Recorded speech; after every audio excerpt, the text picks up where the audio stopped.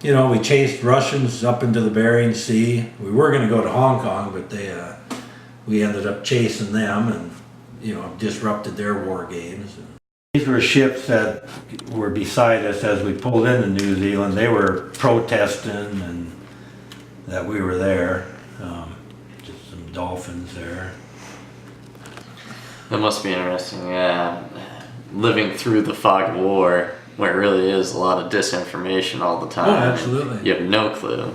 Yeah. I mean, even some of your commanders probably had no clue. Yeah. And then, like you said, looking back on the histories and kind of getting a grasp of the bigger picture. Yeah. Well, even the MIGAs, I knew we were involved with it, but it was probably 15 years later.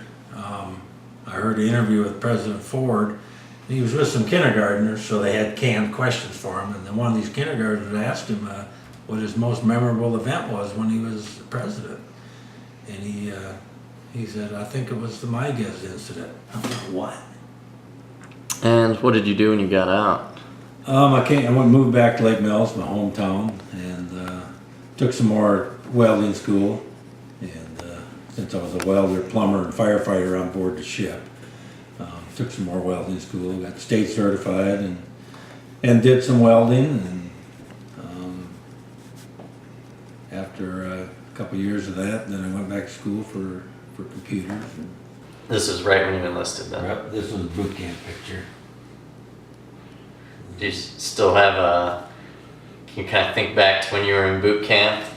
Was it a thrill for you, or? It was, you know, you always hear these terrible stories about boot camp, but it was the same with the rest of my service.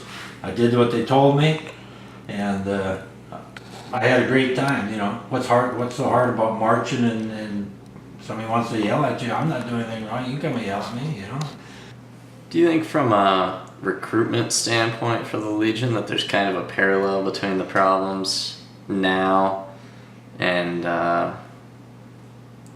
the attitude right after the Vietnam War, with maybe veterans of older conflicts not having a high level of respect for the folks coming out of Vietnam, or the folks in Vietnam not wanting to engage in veterans activities because their own attitudes towards their duty? Do you think maybe this generation, the folks coming back from the Middle East, are having those issues? Well, it may be the same with the Vietnam era and now.